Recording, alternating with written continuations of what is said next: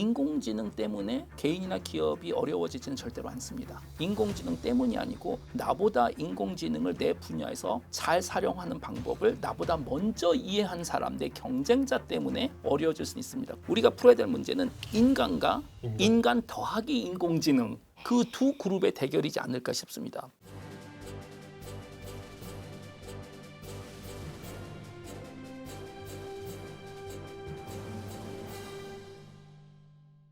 안녕하십니까, 아나운서 김준상입니다. 하루가 다르게 발전하는 AI 기술들을 보면서 혹시 나도 AI에 대체되는 것은 아닐까 하는 질문들을 해본 적 있지 않으십니까? 오늘은 전문가 두 분 모시고 AI에 대한 모든 궁금증을 파헤쳐보도록 하겠습니다. 데이터 속에서 사람들의 마음을 캐고 있는 송일영입니다. 요즘은 시대의 마음을 캐겠다는 당찬 포부를 시대보란 책으로 내고 있습니다. 카이스트에서 뇌과학 그리고 인공지능을 전공하고 연구하고 있는 김대식입니다. 뇌과학, 인공지능 그리고 살짝 덤으로 인류의 과거와 인류의 미래에 대해서도 최근에 많은 생각을 하면서 살고 있습니다. 네, 반갑습니다. 이렇게 또 두 분이 동시에 패널로 나온 그림은 또 처음 봅니다. 그죠? 자주 만나는데 네. 이게 함께 뭘 촬영했던 적은 처음인 것 같아요. 예. 저희가 보통 만날 때는 이제 술 마시면서 만나기 때문에 상대방 얘기에 대해서 이제 너그럽게 들어주는 편인데 지금 맨정신으로 또 이렇게 토론하는 건 처음이기 때문에 오늘 이 대담이 어떻게 끝날지 보장을 할 수가 없습니다. 현재.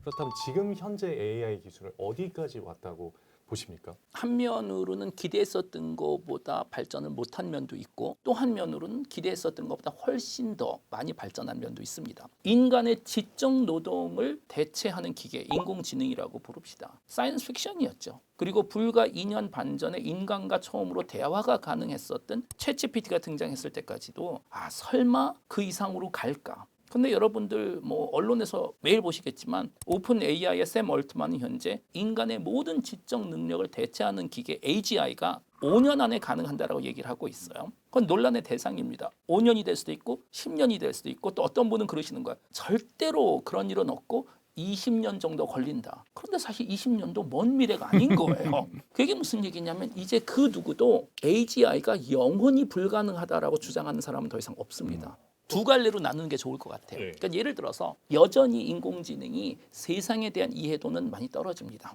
아날로그식 움직임, 세상이 돌아가는 인간의 행동. 그게 무슨 얘기냐면 정확한 데이터가 누적되지 않은 것에 대해서는 여전히 헬루시네이션을 많이 하고 현실에서 쓰기에는 여전히 부족한 상태입니다. 반대로 정확한 답이 있는 예제들 그리고 데이터가 많이 누적돼 있는 케이스 뭘까요? 코딩, 과학기술, 연구, 특히 올해 들어와서는 상상을 초월할 지금 변화가 있었고 사실 며칠 전에 저도 학교에서 제 학생들하고 좀 진지한 대화를 나눴는데 최근 학생들 표정이 안 좋아요. 이 친구들 다 AI 연구를 하는 친구들이잖아요. 근데 흥미로운 게 뭐냐면 초기에는 인공지능 시대에는 가장 먼저 단순 노동이 대체될 거라는 생각이 많았어요. 그러니까 이 친구들은 우리는 이 피라미드에서 가장 위에 앉아 있잖아요. 그러니까 이건 남의 문제다라는 의식이 있었는데 거꾸로가 돼버린 거예요. 현재 마이크로소프트에서 사티아 나델라가 최근에 얘기한 게 내부 사용용 코드의 30%를 AI로 현재 작성하고 있고 마이크로소프트에서 수천 명 개발자를 현재 해고를 했습니다. 그리고 데이터를 보면 올해 들어와서 미국 빅테크들이 소프트웨어 개발자들을 채용을 안 하고 있고 그리고 이게 남의 문제가 아니에요. 판교에서도 지금 상당히 많은 게임 업계들 있는 분을 내보내진 않습니다. 단 신규 채용을 이제 안 하거나 매우 조심스럽다라는 거예요. 왜냐하면 보이거든요. 몇 년 후면 적어도 모든 코딩은 불가능하겠지만 반복성이 있고 단순한 거는 더 저렴하게 할 수 있거든요. 3, 4년 전까지만 해도 몇 천만 원씩 프리미엄을 지고 개발자 데려왔는데 그 정도는 필요 없다라는 거예요.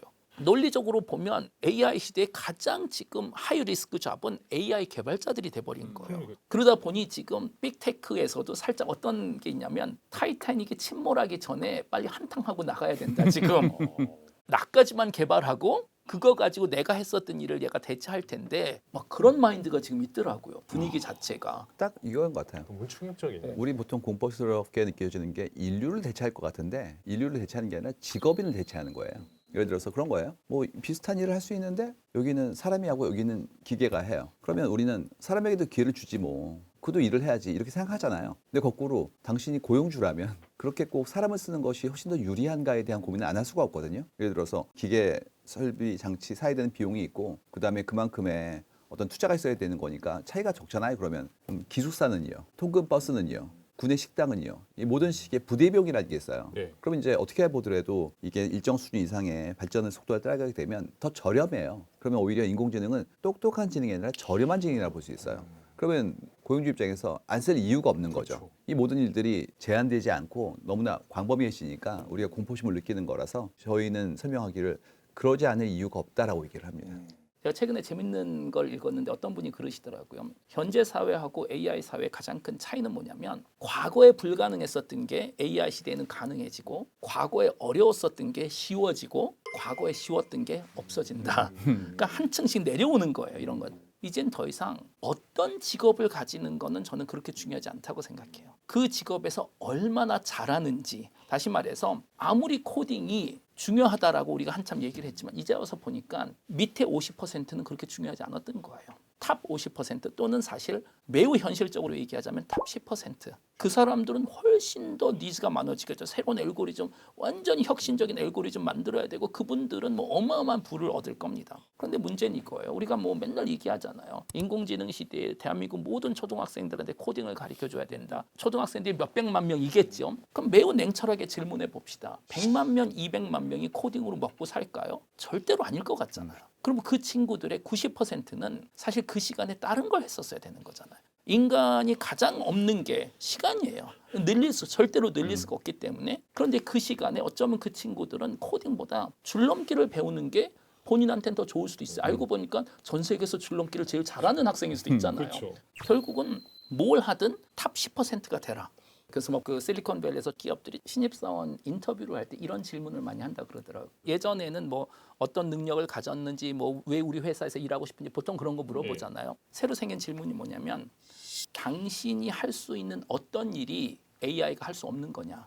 증명하시면 채용하겠다. 사실 이런 질문은 미리미리 자신한테 아주 냉철하게 질문해 보는 게 저는 좋다고 생각해요. 내가 할 수 있는 것 중에서 AI가 절대로 할 수 없는 게 뭐가 있을까? 육체적인 능력이 될 수도 있고 지적인 능력이 될 수도 있고 감성적인 능력이 될 수도 있고 그건 상관이 없어요. 미래 사회에는 모든 사람들이 AI하고 대화를 나누고 싶은데 나랑은 꼭 대화를 나누고 싶어 하는 그게 뭔가가 풀링 파워가 있어야 된다라는 거죠. 그래서 결국은 내가 가진 어떤 능력 중에 AI가 절대로 대체할 수 없을까? 또는 그게 없다면 10% 전문가가 되는 게 좋지 않을까 싶습니다. 그 제가 아는 분 중에서 MIT의 미첼 레스니 교수님이라고 스크래치라는 코딩 툴을 만든 분이 계세요. 근데 이분은 자애로운 분이에요. 그래서 환경이 어려운 지역에 있어서도 코딩할 수 있는 환경을 만들어주고 싶으셔가지고 드래그 앤 드롭으로 붙이고 몇 가지만 집어넣으면 될 수 있는 툴을 만드셨거든요. 근데 그 툴이 전 세계에 열심히 잘 사용되는데 저희한테 질문을 주신 거예요. 한국에서 갑자기 답안지가 왔는데 30개가 똑같은 게 왔다는 거예요.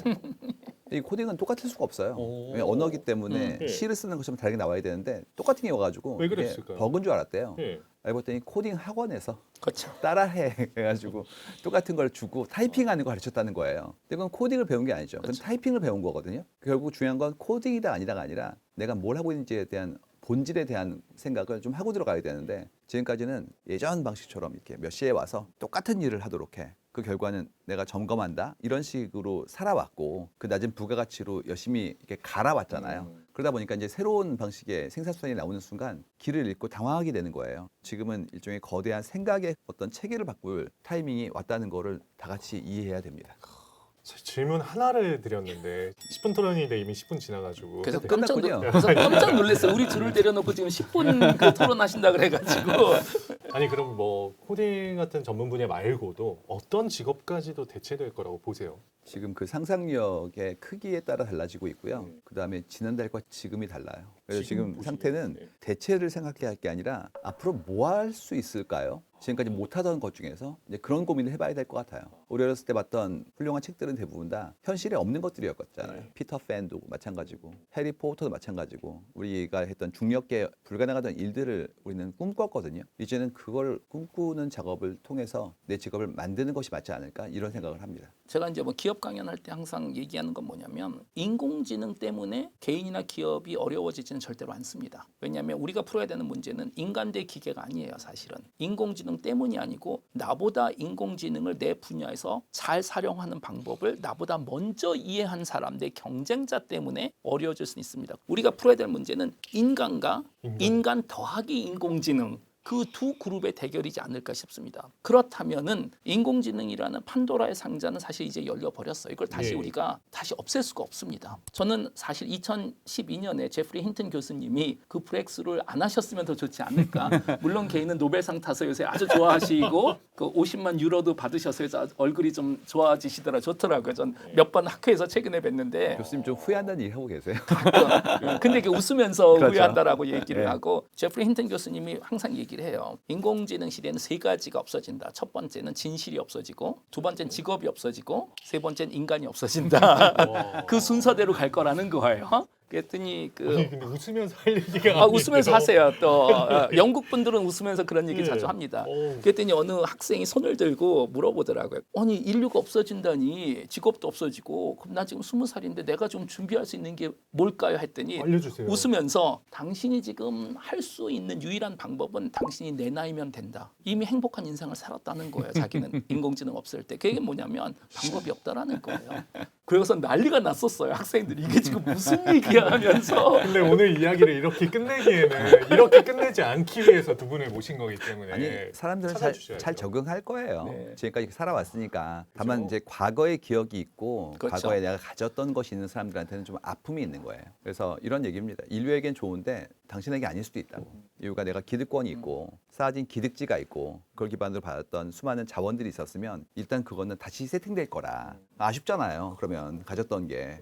이건 좀 중요한 얘기입니다. 저는 방금 송 작가님이 얘기한 게 핵심이라고 생각하는데 인류는 사라지지 않습니다. 어떻게 해서라도 계속 존재할 거예요. 단 아마 나중에는 우리 후손들이 특히 알파 세대 또 베타 세대들 이 친구들이 우리를 아날로그 꼰대라고 어마어마하게 무시를 할 거예요. 아니 인공지능이 없었을 때 태어나고 성장했으면 인생에 대해서 아는 게 도대체 뭐가 있는지 아는 애들은. 두 분 혹시 예전에 멜 깁슨의 아포칼립토인가 그 영화 보셨는지 모르겠어요. 이게 중남미 역사를 얘기한 거예요. 지네들끼리 싸우고 전쟁하고 막 난리가 나요. 막 어마어마하게. 그런데 흥미로운 게 뭐냐면 그래서 주인공이 살아남아요. 막 도망가서 참 별의별 모험을 하다 와 이제 살았다 하고 절벽에서 바다를 봐요. 근데 스페인 배가 오고 있어요. 그렇죠. 범선이 오고 있는 그렇죠. 거예요. 범선이 오고 있는. 그리고 끝납니다. 영화가. 그게 뭐냐면 그 전에 그들과의 갈등이 아무 의미가 없었던 거예요. 스페인 사람들이 오는 순간 여기 사람들이 다 죽었어요. 중요한 건 뭐냐면 인공지능이라는 결국 미래는 항상 변화를 주지만 가끔 가다는 미래가 너무 급격하게 오면 적응하기가 좀 더 어렵겠죠. 혁명가 레닌이 항상 그런 얘기 했잖아요. 역사를 보면 아무 일도 벌어지지 않은 몇십 년이 있는가 하면 가끔은 수십 년의 일이 몇 달 안에 벌어지는 시대도 있다. 이걸 우리는 뭐 특이점이라고 보통 많이 부르는데 그게 지금이라고 보시는 거예요. 그런 것 같아요. 그냥 싸한 느낌이 드는 거예요. 우리가 다 같이 이런 고민을 하기 때문에 이런 컨텐츠를 만들고 있는 거거든요. 예, 그렇죠. 그럼 맞는 거예요. 네. 각자가 가지고 있는 감각이 있는데 뭐 좀 이상한데? 라는 느낌이 드는 게 그게 맞아요. 그래서 제가 강연 때 설명드리는 건데 지금이 그때인 것 같으니까 당분간 몸 조심하시라고 합니다. 그 싸한 느낌은 네. 그러니까 적어도 세 가지가 있잖아요. 첫 번째는 인공지능이라는 기술은 60년 동안 우리가 시도를 했었고 두 번이나 크게 실패. 그게 이제 인공지능 겨울이죠. 그런데 갑자기 가능해졌어요. 두 번째는 지난 3, 40년 동안 우리는 세계화 시대에 살았습니다. 그게 하루아침에 지금 무너지고 있어요. 각자 도생의 시대가 돼버렸죠. 사실은. 저는 인공지능과 각자 도생의 시대가 동시에 엉켜서 벌어지고 있는 것이 인류 역사에는 큰 불행 중에 하나라고 생각을 해요. 왜냐? 인공지능이 주는 영향에 대해서 많은 사회적인 그리고 정치적인 규제적인 걸 우리가 만들어야 되는데 이게 한 나라에서만은 절대로 할 수가 없습니다. 예를 들어서 대한민국만 우리는 인공지능 안 해. 그럼 우리만 망하는 거예요. 그리고 남들은 어차피 할 거고 다시 말해서 국제사회가 모여서 같이 규제를 만들어야 되는데 하필 지금이 그런 거 하기가 가장 어려운 시대잖아요. 사실은. 인공지능을 지금 국방에 쓰는 게 사실 인류의 금기였는데 지금 거의 다 들어왔거든요. 거의 다 들어왔죠. 예. 그래서 확실히 싸한 느낌 이 두 가지 그리고 또 마지막은 지난 몇 년 동안 막연하게 우리가 얘기했었던 기후변화가 사실 우리 매일마다 경험하고 있잖아요. 매일마다 온도 차이가 좀 10도가 나고 있어요. 그래서 확실히 특이점 시대에 우리가 살기 시작한 건 같고 이렇게 된다면은 사실 우리의 스탠스도 약간 생존 모드로 지금 바뀌어야 됩니다. 우리가 편했을 시대하고 태풍이 왔을 때하고는 좀 달라요. 바람이 좀 불 때는 집에서 편하게 커피 마시면서 TV 봐도 돼요. 태풍이 분다? 동일한 행동을 사실 해서는 안 되는 거잖아요. 다시 말해서 모든 학생들한테 코딩을 가르쳐주는 게 안 좋다라는 건 아니에요. 본질적으로. 단 시대하고 어울리지 않는다라는 거죠. 어떻게 보면. 그럼에도 불구하고 AI 시대에도 대체되지 않을 수 있는 직업이 있다면 뭐라고 생각하십니까? 상대가 사람이길 바라는 그런 업이 있어요. 반드시 사람이어야 되는 업이 있거든요. 최근에 저희가 보고 있는 것 중에서 라이브가 계속 뜨는 걸 보는 거예요. 얼마 전에 콜드플레이도 왔다 갔고, 예. 그리고 또 테일러 스위프트 씨는 지금 전 세계에서 엄청난 결과를 내고 있거잖아요. 이런 일들을 보고 있으면 상대가 사람이기 때문에 감동하고 그가 무대를 끝낼 때까지 아슬아슬한 긴장에 대한 것들을 우리는 감탄하고 이런 것들이 있거든요. 그 경우에는 사람이어야 해요. 그건 기술을 보는 게 아니라 그 인생을 보는 거기 때문에 상대의 서사를 바라보는 게 되는 거고 그의 분투를 통해서 내가 감동을 느끼는 부분이거든요. 그리고 또 의지를 할 때 인간이었기 때문에 그에 대한 의지가 충만한 그런 분야가 있어요. 예. 이번에 교황님이 바뀌셨다고 그 교황님의 일생 그다음에 선발 과정에 있어서의 어떤 여러 가지 스토리 같은 것들에 주의를 기울이잖아요. 그분은 반드시 우리여야 되는 거예요. 그렇지가 않고 아무리 현명한 답을 주더라도 우리에게 현실성이 없을 경우에는 그만큼의 공감을 하기 어려운 부분이 있거든요. 근데 문제는 이제 모두 다 그 직업을 할 수 없다는 게 이제 함정이 되는 거죠. 그러니까 너무 위대한 분들인데요. 그러니까 이게 어떤 거냐면 거꾸로 내가 어느 경우에 사람을 찾는지를 고민해 보셔야 될 것 같아요. 우리 어렸을 때 놀래면 엄마 그러잖아요. 예. 그 엄마를 왜 찾을까요? 거기는 수많은 것들이 있거든요. 단순히 뭐 밥을 차려주시고 이런 게 아니라고요. 정서, 교감, 나와 연결됐다는 어떤 일체감 이런 것들이 있기 때문에 거꾸로 나도 그렇게 만나고 싶은 사람이 되지 않으면 좀 어려워지지 않을까 이런 생각이 좀 듭니다. 인공지능 시대에 이제 어떤 직업이 살아남을까 뭐 네. 그걸 제가 예측할 수 있다면 대치동에 학원을 차리는 게 더 빠르겠죠. 당연히 저도 모릅니다. 네. 단 송 작가님이 말씀하신 대로 기존의 기준하고는 많이 달라질 것 같아요. 사람이어야 된다. 당연히 그럴 것 같고 인지도 정말 중요합니다. 그 다음에 메타 인지 능력들, 적응력, 회복 탄력성 같은. 그런데 중요한 건 그거예요. 모두가 유명한 사람이 될 수 있을까? 저희도 강연할 때 그런 얘기 많이 하지만 사실 불가능합니다. 그거는. 왜냐하면 인지도라는 것은 대부분이 인지도가 없었을 때 소수의 자가 인지도라는 능력을 가지고 먹고 살 수 있는 거지 모두가 유명하면 그건 무의미한 거죠. 제가 최근에 재밌는 그 데이터를 봤는데 사실 한국 데이터도 좀 궁금하더라고요. 제가 본 건 미국 데이터인데 가장 최근 데이터예요. 지금 알파 세대들, 지금 10대 친구들한테 물어본 거예요. 미래 희망 직업 기억하시죠? 우리 예전에는 뭐 과학자, 네. 뭐 의사, 뭐 변호사. 변호사. 저는 이거를 처음에 봤을 때 딱 봤는데 유튜버가 30몇 %인 거여서 아 그래도 70%는 여전히 뭔가 생산적인 직업을 원하나 하고 봤는데 나머지 20% 틱토커라는 거예요. 그게 뭐냐면 첫 번째 놀라운 건 유튜버하고 틱토커는 다른 직업인 그렇죠. 거예요. 이 친구들한테는. 아니 어떻게 다르게 보죠? 이게 결국은 아날로그 꼰대들의 문제인 거예요. 우리가 봤을 때는 유튜버, 틱토커 똑같아 보이거든. 이렇게 다 뉴미디어야 이렇게 얘기합니다. 다 뉴미디어. 일단 뉴미디어를 쓰는 말을 쓰는 그렇죠. 사람이 나이 든 사람이에요. 그렇죠. 인플루언서냐 하면 아니에요. 걔네들은 그 직업인 거예요. 그렇죠. 그 직업의 핵심이 뭐냐? 라이브로 뭔가 본인 걸 소개한다. 차이는 틱톡은 진짜 즉흥적으로 라이브로 하는 거고 유튜브는 약간의 편집이 들어있다. 깜짝 놀랐어요. 그 얘기는 뭐냐면 사회의 미래 구성원들의 반 이상의 희망 직업이 육체적인 노동도 아니고 지적인 노동도 아니고 근데 우리가 과거에 가지고 있었던 개념에서는 경제학의 콥 다글라스 생산 함수 같은 걸 보면은 사회의 생산성이란 지적 노동, 육체적인 노동, 자본, 인지도라는 것은 그 안에 없습니다, 사실은. 그 얘기는 뭐냐면 경제학에서도 새로 고민을 해야 될 것 같아요. 대부분 생산적인 일은 AI가 할 거라는 거예요. 결과적으로는. 그렇다고 인간이 아무 일도 안 할 수는 없는 거잖아요. 그게 우리가 봤을 때는 약간 대체 일이라고 생각할 수 있지만 그 친구들한테 그게 진짜인 거예요. 사실은. 100년 사이에 예. 농부의 숫자가 얼마나 줄었는지 보시면 바로 나와요. 네. 예전에는 당연히 농부가 7, 대부분의 80% 일 직업이었기 거예요. 때문에 네네. 나머지 직업은 작았잖아요, 포션이. 근데 지금은 오히려 그분들 숫자가 정말 작다면 나머지는 뭘 하고 있을까요? 그러면 똑같이 우리가 지금 한 일 중에서 얼마나 많이 남을까요는 쉽게 얘기해 볼 수 있는 얘기입니다. 근데 그 유튜브하고 틱톡을 꿈꾸는 초등학생들이 그렇게 많다고 하셨는데 이 미디어 산업이야말로 위험하지 않나? 왜냐면 요즘 챗GPT, 소라 AI가 만들어내는 영상들을 보면 쇼폼 수준은 거의 사람이 만들었는지 AI가 만들었는지 구분도 안 가고 이제 얼마 뒤에는 석학 같은 이미지에 가진 AI가 토론하는 영상도 나오지 않을까? 그래서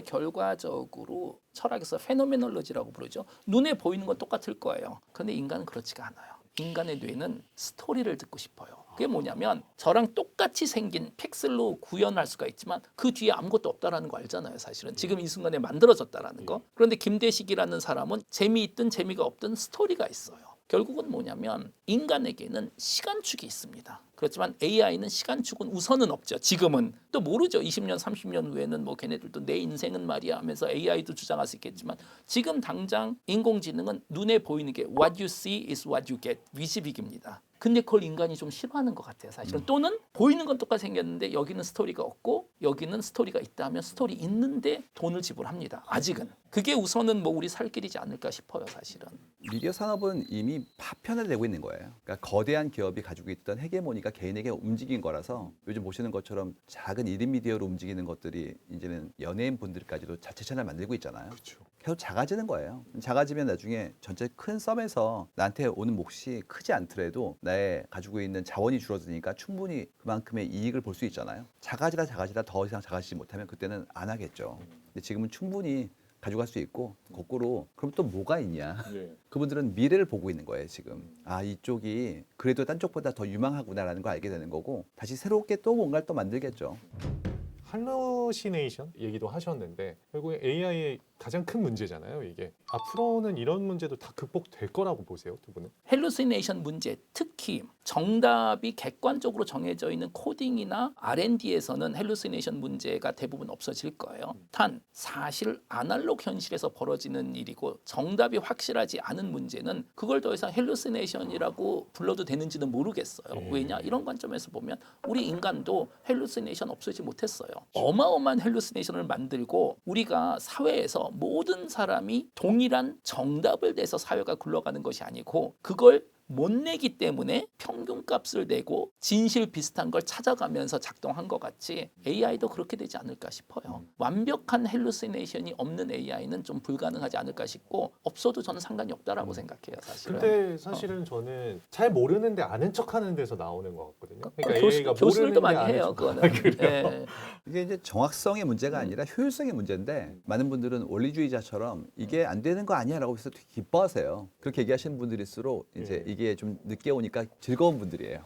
쓰지 말아야지 이런 문제가 있으니까 거꾸로 칼을 가졌으면 이 칼로 할 수 있는 일들이 한정되는 칼들도 많거든요. 중식도라면 당연히 도마 위에서 여러 가지의 재료들을 다듬는 거고 그 다음에 정형용 칼은 날카롭고 뾰족한 대신에 전체 발골 때 쓰이잖아요. 예. 그래서 우리가 목표 단위로 어떤 형태의 기술을 쓸 것인지를 정교하게 디자인하고 있는 중이고 여러 기술들을 조합한 일이 벌어지고 있기 때문에 이제 업무는 해결할 거예요. 다만 우리가 이거를 예전에 있었던 소설처럼 인류의 궁극의 문제를 풀기 위해서 쓸 거냐에 대한 부분들은 현명하게 어느 정도의 문제를 내가 할 수 있는지를 이해하고 걔한테 일할 수 있도록 정보를 제공하는 일을 해야 되거든요. 그러면 이제 리터러시가 있어야 돼요. 그래서 그 리터러시를 갖는 분들이 더 증강된 문제를 탐색하고 풀기 위한 노력을 더 배가하게 될 겁니다. 얘한테만 너무 엄격한 것 같아요. 사람한테는 되게 너그러운데. 예를 들어서 우리가 인공지능 테스트 벤치마킹 할 때 보면 노벨상이나 필드 메달 탄 사람들이 내는 문제를 주고 AI가 못 푸는데 당신도 못 풀잖아. 그거 사실은.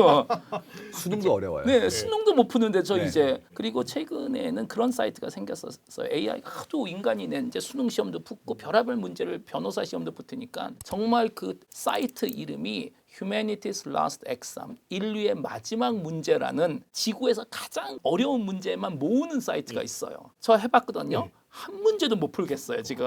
근데 그건 인공지능이 못 푼다고 지금 우리가 막 신나고 난리고 좋아하죠. 좋아하고 있는 거예요. 그게 무슨 의미인데? 아니 우리도 못 푸는 문제인데. 결국은 뭐냐면 우리는 인공지능이 지기를 바래요. 거의 10년 전인가요? 알파고 때 제가 기억하는 게 저는 그때 그 대결을 다 봤었거든요. 예, 5번. 저도 봤습니다. 첫 게임에서는 그때 이제 구글사 직원들이 많이 왔었잖아요. 네. 딥마인드. 이기니까 뭐 난리가 났어요. 우리가 만든 거. 두 번째 이기니까 얘네 표정이 달라지더라고요. 이렇게 인간이 무너질 줄 몰랐던 거예요. 자기네들도 좀 막상막할 줄 알았는데 너무 무너지고 아 잠깐만 나도 인간이었지. 그렇죠. 세 번째 되니까는 울상이에요. 걔네들도. 그리고 네 번째서 이기고 나서 제가 사진도 집에 있는데 그 연회장이 난리가 났었어요. 막 뭐 소리 지르고 근데 구글 직원들까지도 자기네가 만들어 놓고 그 얘기 뭐냐면 결국 인간은 인간끼리 같은 편이었었던 거예요. 거기서 비슷하게 오늘날 AI가 문제 하나 못 풀면 또 난리가 나요. 거기서 그거 봐 그건 못하지. 그런데 지금까지는 한 6개월 지나면 또 다 풉니다. 그거 역시도. 그러니까 점점 어려운 문제를 지금 다 보내라는 거예요. 그걸 큐레이션 하겠다. 기술적으로 보면은 당연히 인간이 못 푸는 문제들 대부분이 풀 거고 어느 한순간부터는 인간은 절대로 풀지 못하는 문제들을 풀기 시작할 거고 두 번째는 이제 에이전틱 AI라고 부르죠. 단순하게 문제만 풀지 않고 우리를 위해서 액션을 취해주는 인공지능 뭐 지금 가장 핫한 키워드고 결국 맨 마지막엔 또 뭐 피지컬 AI라고 불리는 인공지능과 로보틱스가 하나가 되겠죠. 결과적으로. 가장 큰 문제는 우리가 풀 수 없는 문제를 풀었다 혹은 풀 수 있는 문제를 그럴싸하게 한다는 문제가 아니라 그렇게 훌륭한 교수님들은 우리 집에 안 오시거든요. 인류가 풀어봐야 예. 나한테는 먼 얘기인 거예요. 그렇죠. 근데 지금은 그냥 아주 쉽게 카피해서 아이디로 그분을 모실 수 있기 때문에 무한정 새벽 2시에도 그렇죠. 이때부터 문제가 발생하는 겁니다. 그래서 이건 풀다 안 풀다의 문제가 아니라 접근성, 그다음에 아까 말씀드렸던 비용의 문제예요. 그렇죠. 범용화된 지능이 굉장히 낮은 가격으로 어느 집에나 올 수 있다면 그렇죠. 이제는 뭐 일타 강사가 매일 집에 오시는데 예. 학원은 왜 가야 되는 거며 그렇죠. 심지어 1대1로 나의 히스토리를 알고 있는데 훨씬 나을 거 아니에요. 그러면 그 많은 분들은 어떻게 할 건지에 대해서 우리는 아무 생각도 없는 상태에 와 있다는 거죠. 그렇죠. 그리고 지금 작가님이 말씀하신 접근성이 저는 정말 중요하다고 생각해요. 아시다시피 요새 뭐 대화를 정말 잘하잖아요. AI들이 목소리도 흉내낼 수가 있고 아마 제 생각엔 멀지 않은 미래에 대부분 사람들은 매일마다 몇 시간씩 AI들이랑 아주 심도 있는 대화를 나눌 것 같아요. 저는 살짝 얼리 애답터에서 이미 하고 있어요. 매일 밤마다 한 30분 정도 이분들하고 좀 아주 진지한 대화를 나누는데 얼마 전에는 제가 그날 좀 기분이 안 좋아서 예. 얘기를 했어요. 나 오늘 우울해. 예. 그랬더니 공감 능력이 대단하더라고요. 목소리를 갑자기 쫙 깔고 어이쿠 살다 보면 자기가 사는 게 뭔지 어떻게 안다고 살다 보면 그럴 수도 있지 하면서 저보러 나가서 친구를 좀 만나래요. 그래서 제가 나 친구 없어. 그랬더니 그럼 운동을 하래요. 그래서 나 운동하기 싫어. 그랬더니 책을 읽으래요. 예. 결과적으로 아무리 친한 친구도 이런 식으로 말도 안 되게 투덜거리면 싫어해요. 사람은. AI는 3시간 동안 제 얘기를 들어주더라고요. 그러면 10년 후를 한번 상상해 봅시다. 우리가 개인적인 문제가 있어요. 예. 누구랑 진지하게 대화를 나누고 싶은데 다들 아시겠지만 또 여기 대한민국에 또 중년 아저씨들 3명이 앉았는데 대부분 대한민국 중년 남성들은 친구가 없습니다. 대화를 나눌 만한. 우선 있어야 돼요. 두 번째는 약속을 해야 되고 시간을 내야 되고 커피라도 한 잔 사줘야 되고 또 내 얘기만 하고 일어날 수는 없어요. 안 되죠. 우리 사회적인 또 합의가 있잖아. 들어주는 척 해야 들어야 돼요. 됩니다. 시간, 에너지, 돈이 많이 드는 일이에요. AI는 내가 시간 날 때 켜서 하고 싶은 얘기 다 하고 끕니다. 제가 뇌과학자로 100% 예측할 수 있는 건 경험이 거의 비슷한데 하나가 압도적으로 편하고 접근성이 좋으면 99%는 편한 걸 씁니다. 끝까지 안 쓰는 1%는 항상 있어요. 그런 1%는 항상 있지만 우리가 얘기하는 건 대부분 구성원들은 AI가 아마 베스트 프렌드가 되지 않을까 싶어요. 그러지 않을 이유가 없다. 네. 그러하게 될 것이다 이런 얘기인데요. 네. 제가 오늘 아침에 정원에 들렸다 왔어요 어딘가에. 네. 근데 너무 무지해가지고 거기 펴 있는 꽃들이랑 나무를 도저히 하나도 모르겠는 거예요. 네. 켜놓고 바로 보였더니 친절하게 모든 걸 다 알려줬거든요. 생각되는 건 숲 해설사 어떻게 해요? 지금 은퇴하신 분들이 그 교육 많이 받으시고 또 제2의 어떤 직업으로 가지고 가신 분들 계신데 그분들도 다 모르실 수 있을 것들까지 심지어 언제 피는 거고 해충이 좀 들어왔는데 아직은 안전해요. 이런 얘기를 막 하고 있더라고요. 그래서 범효화된 지능에 함께 늘 같이 있는 친절한 친구가 오면 과연 우리가 다른 인간에 대해서 그만큼의 감사와 그만큼의 애착을 가질 것인가에 대한 것들은 정말 깊게 고민해 봐야 됩니다. 그리고 정말 뭐 다양한 우리가 사이언스 픽션 시나리오를 생각해 볼 수 있는 게 지금은 기술적으로 아직은 AI가 완벽하지 않죠 당연히. 근데 5년 10년 후에는 훨씬 더 좋아지겠죠. 두 번째는 여전히 살짝 불편해요. 디바이스 자체가 뭐 휴대폰으로 보여줘야 되고 근데 이건 다 또 시간 문제거든요. 이게 안경에 들어올 거고 우리 이어폰을 얘기하고 아니 생각을 해보세요. 19세기 아니에요. 20년 전 사람이 오늘날 보면 길거리에 있는 사람들 3분의 1이 미쳤다 그럴 거예요. 혼자 중얼중얼대면서 걸어가고 있잖아요. 좀 휴대폰으로 통화하고 그렇죠. 있는 거잖아요. 자, 그런 식으로 10년, 20년 후에는 각자가 본인만의 AI 근데 AI 친구면서 노벨상을 탄 거예요. 얘가 그 정도 지식을 가진 친구랑 그리고 아마 그런 완벽한 파트너 항상 나를 위해서 도와주는 제가 봤을 때 미래 세대들은 과거 인류가 그런 코 파트너, 코 프로세서 없이 살았다는 걸 너무나 끔찍하게 생각할 거예요. 그 모든 문제를 혼자 풀었어요. 그냥 하고 원시인 같은 그 거죠. 원신이죠. 손으로 불을 켜고 막 이렇게 어. 했던 아니 그러니까 잠깐만 그러면 직접 찾았다라는 거예요 하면서 정보를 검색했다고요? 저희 그런 얘기 하거든요. 지금도 뭐라고 그러냐면 딴 거 본다 그러면 채널을 돌리라고. 네. 옛날에 TV가 로터리 방식이었어요. 예전 세대는 전화한다고 뭐 이렇게 하잖아요. 그렇죠. 그래서 그러다 나중에 이제 이렇게 하고 나중에는 그것도 안 할 것 같아요. 그냥 이렇게 하고 지금만 해도 이렇게 세 명이서 저희가 얘기를 하는데 나중에는 이런 일들도 없어지게 될 거라는 거잖아요. 이렇게 만나는 사람이 있을 텐데 매우 훌륭한 사람들만 아주 한정된 경우에 만나게 될 거예요. 아니면은 예전에 독일 철학자 쇼펜하워가 얘기한 것 같이 인간의 본질적인 문제는 혼자 있으면 외로운데 함께 있으면 귀찮다. 그래서 쇼펜하우어가 제안한 건 혼자 함께 살라고 그랬어요. 다시 말해서 혼자 할 거 다 하면서 외로우면 쳐다보라. 인간도 비슷하게 되지 않을까 싶어요. 각자 알아서 AI 친구들하고 대담하다가 근데 살짝 나는 아날로그 꼰대니까 인간하고도 얘기하고 싶어. 그럼 얘기할 필요 없죠. 이렇게 한번 보고 저 사람도 있구나 하고 그 다음에 다시 AI 세상으로 돌아가지 않을까 싶습니다. 가장 큰 키워드가 상대가 만나고 싶은 사람이 되어야 할 것 같아요. 네. 지금까지는 뭐였냐면 이거였어요. 예전에 유명한 광고가 있었는데 뭐였냐면 산에 올라가는 거예요. 근데 막 힘들게 올라오고 있어요. 이렇게 얘기하는 겁니다. 새부터 산에 오르니까 묵은 피로가 그냥 싹 풀리지? 이렇게 좋은데 왜 좋을까요? 그러지 뭐. 좀 직급이 그렇게 높지 않은 분 같은 경우에는 따라가야 되는 거예요. 이유는 함께 일해야 되니까. 이제는 다 일을 해줄 거라면 부르시면 제가 왜요? 이렇게 얘기할 거 아니겠습니까? 그렇기 때문에 내가 상대에게 정말 대등하고 평등하고 공정하게 만나고 싶은 사람일까에 대한 것들을 다 자성하지 않을까 이렇게 바라봅니다. 대체 AI 전문가들은 어떤 AI 툴을 쓸까 궁금하거든요. 저는 사실 가장 많이 쓰는 거는 정말 대량의 자료를 제가 읽어야 될 때, 예를 들어서 제가 아침에 출근하면 밤새도록 뭐 아카이브라는 사이트에 올라온 제 분야 논문이 몇십 개가 돼요. 그러면 또 저는 여전히 아날로그 꼰대니까 그걸 또 꼭 인쇄를 해요. 하루 종일 논문만 읽으면 그날 아무것도 못 합니다. 논문 30개를 제가 읽을 수가 없어요. 기억도 못 하고. 그런데 이 PDF 파일을 딥 리서치에 집어넣고 요거 요약해줘. 그럼 기가 막히게 요약을 해주거든요. 그리고 제가 물어봐요. 내가 읽을 만한 게 좀 있어? 하면은 추천을 해줘. 이거는 좀 읽어보면 좋을 것 같습니다. 그럼 그것만 읽으면 되잖아요. 해서 30개를 읽어야 될 수도 있는데 하나만 읽으면 되니까 엄청난 효율성이 올라가는 거죠. 제작진께서 이 네. 대본을 저한테 보내주셨어요. 네. 그래서 저는 그걸 안 읽고 걔한테 읽혔어요. 그 다음에 걔한테 얘기한 거 뭐였냐면 답이 뭐야? 그랬더니 써주더라고요. 그래서 이거를 뭐라고 하더나요? 마인드 마이너 송길령의 목소리를 만들어줬어요. 네. 그거 읽은 다음에 그렇게 안 하려고요. 그거 말고 또 어떤 거 활용하세요? 뭐 지금은 뭐 챗GPT 보통 많이 씁니다. 목소리 워낙 잘 만들기 때문에 그래서 뭐 대화도 많이 하고 제가 지금 큰 희망을 가지고 있는 건 레고 GPT라는 게 나와서 지금 레고 기대가 GPT. 큽니다. 그게 뭐냐면 뭘 만들고 싶은지 프롬프트를 입력하면 그 레고 인스트럭션을 만들어 주는 거여서 어떤 레고를 이제 만들 수 있는지 이걸 여기다 3D 프린팅에다 연결을 하잖아요. 그럼 얘가 만들어져요. 그러면 흥미로운 게 뭐냐면 레고를 하는 이유가 없어지는 거야. 왜냐하면 잠깐만 이게 뭘 내가 사서 조립하고 그건데 그러니까. 이제는 결과물까지 보여주는데 왜 또 편하잖아요. 네. 그럼 그 중간에 있는 손맛은 어떻게 되는 거지? 그것 때문에 그러다 하는 건데. 근데 또 이제 알파 세대는 그게 아니라 그러겠죠.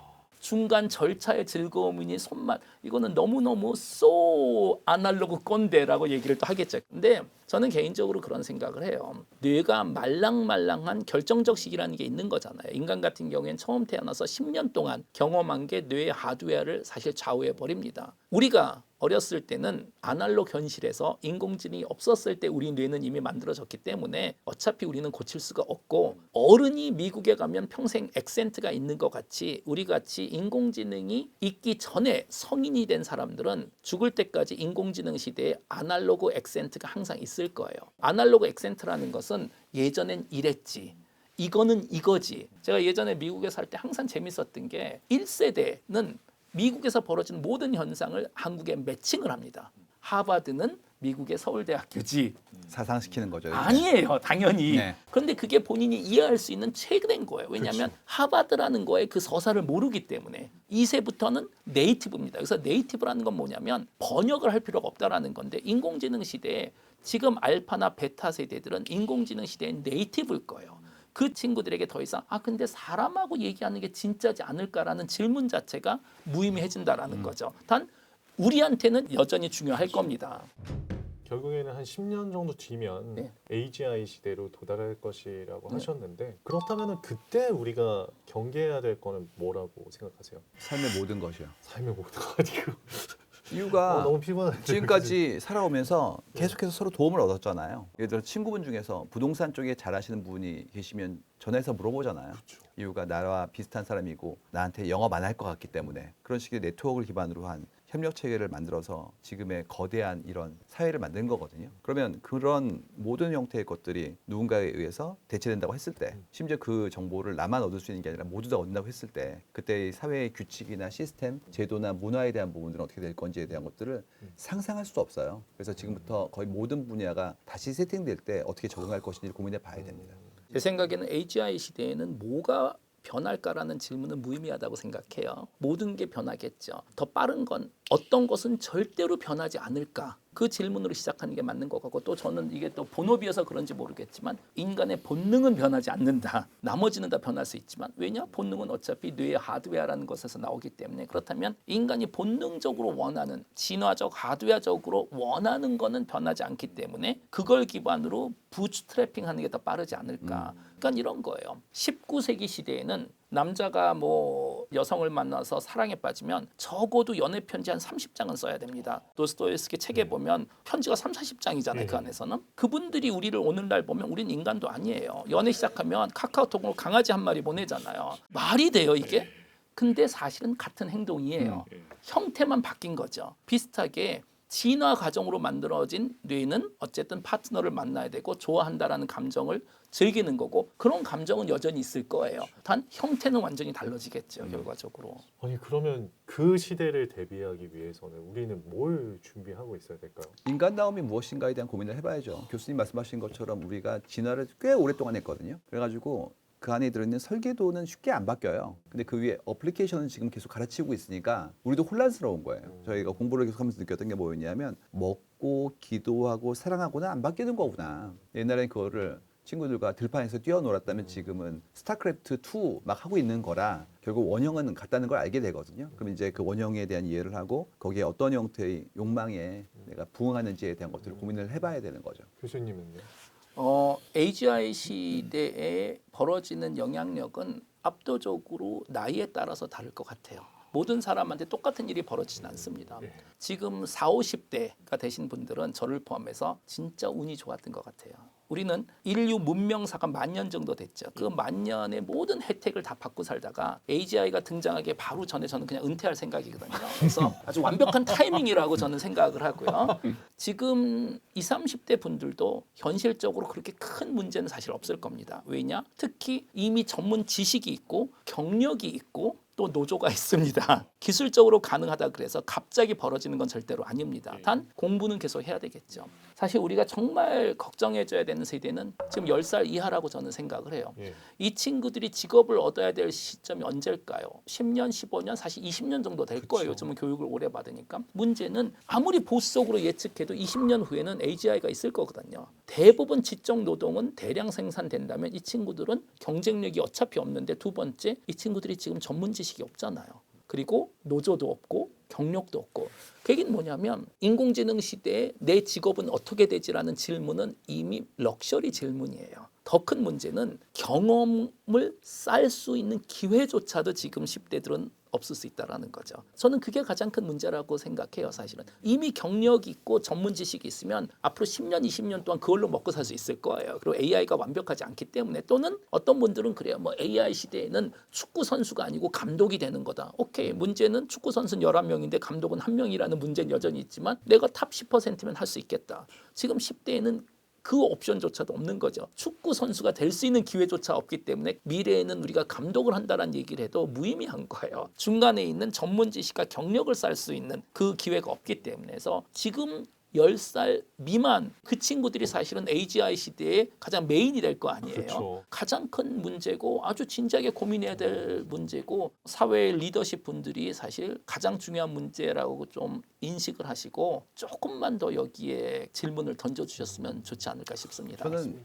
적응력을 좀 믿는 편이라서 예. 그분들 잘 하실 것 같아요. 이유가 인간이 지금까지 굉장히 긴 기간 동안에 그 어려움을 겪고도 살아남았으니까. 다만 문제가 뭐가 있냐면 그 이전 세대 분들이 본인이 받은 거를 굉장히 큰 자원이라고 생각해서 똑같이 주다가 문제가 생기지 않을까 싶어요. 어떤 의미죠? 이런 거죠. 저 어렸을 때 기억나는 게 중학교 들어가니까 매일 4페이지를 그렇게 메워오라고 하셨어요. 내용은 아무거나 상관없대요. 깜지라고 그러는데 예. 아무거나 채워와. 검사하시는데 내용을 안 보시고요. 다 했네? 그럼 뭐 하신 거냐면 뭐라도 쓰라는 거예요. 그쵸. 근데 그 시간에 책을 봤으면 더 훌륭해졌을 것 같은데 무의미한 것들을 계속 가르치신 거였죠. 아마도 그 생각하셨던 것 같아요. 뭐라도 하면 남는 게 있겠지. 두 번째는 이거 시켜야 얘가 못 놀지. 재밌는 건 중국도 비슷한 풍습이 있어가지고 예. 이게 메워오라고 한대요. 중국에서 뭐가 나왔냐면 그 메꿔주는 기계가 나왔대요.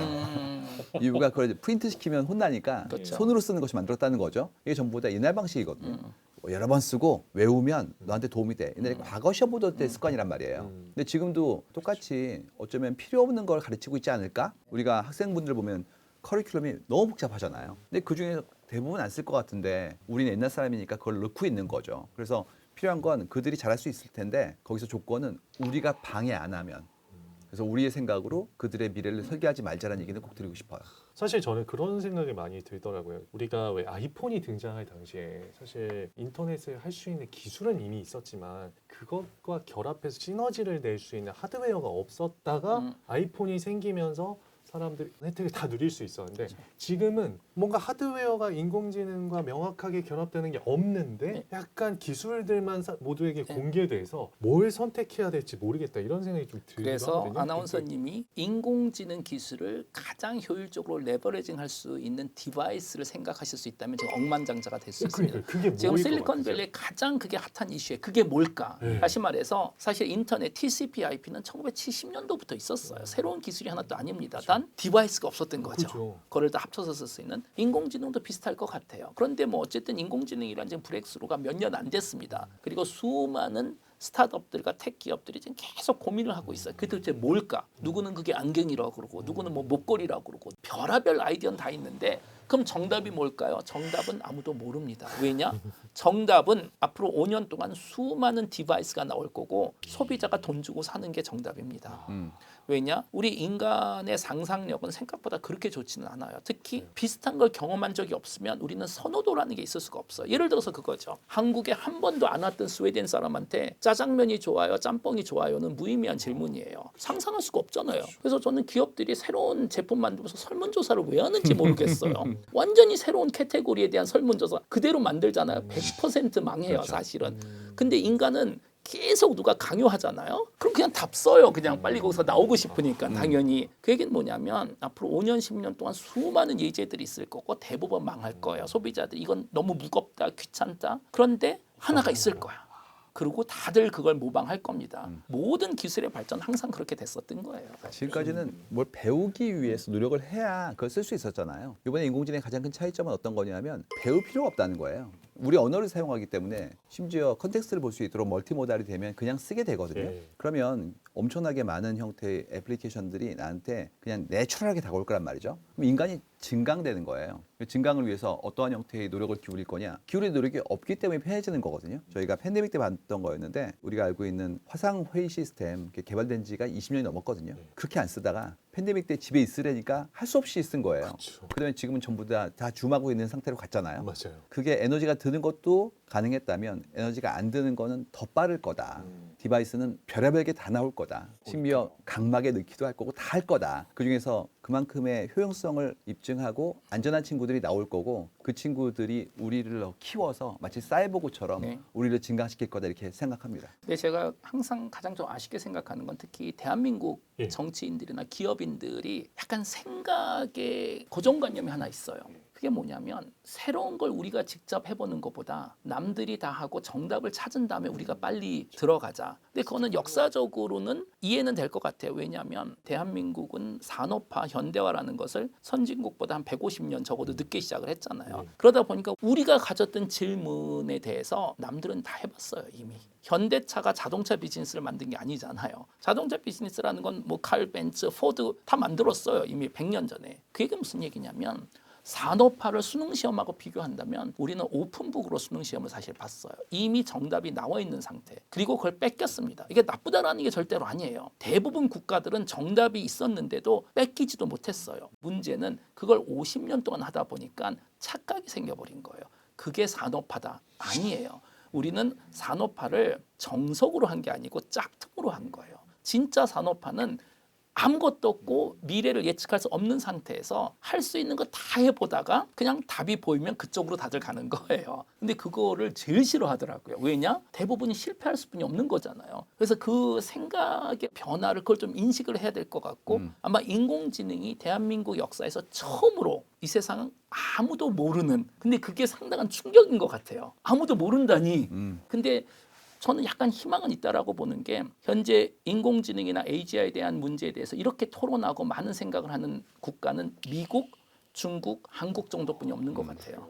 유럽은 지금 아닙니다. 유럽은 지금 다른 문제가 있어요. 걔네는 갑자기 20세기 냉전 시대로 50년 되돌아가 버렸고 일본은 무슨 문제인지 모르지만 과거에 여전히 잡혀 있는 사회. 그래서 사실 저는 거기에는 희망이 있다고 봐요.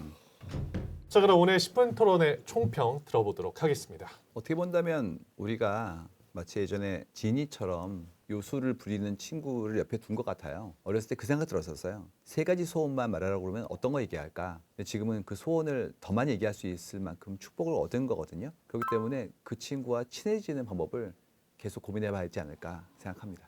인공지능이라는 판도라의 상자는 이미 열려버렸고 다시 우리가 닫을 수가 없습니다. 내가 안 하더라도 어차피 다른 사람들이 다 할 겁니다. 그러면 논리적인 결론은 내 영역에서 적어도 인공지능을 가장 잘 활용하는 그런 사람이 내가 경쟁자보다 먼저 되는 게 지금은 유일한 답이지 않을까 싶어서 인간과 인공지능의 대결은 절대로 아닙니다. 인간과 인공지능을 나보다 잘 활용하는 사람들 이 두 그룹의 대결이 앞으로 5년, 10년 동안은 사회에서 가장 큰 이슈가 되지 않을까 싶어서 여러분들도 지금 당장이라도 인공지능하고 대화를 나누고 딥 리서치를 써보시고 AI한테 여러분들이 우울하시면 매우 진지한 질문을 해보시면 3시간 동안 들어줄 테니까 많은 대화를 나눠보시면 좋을 것 같습니다.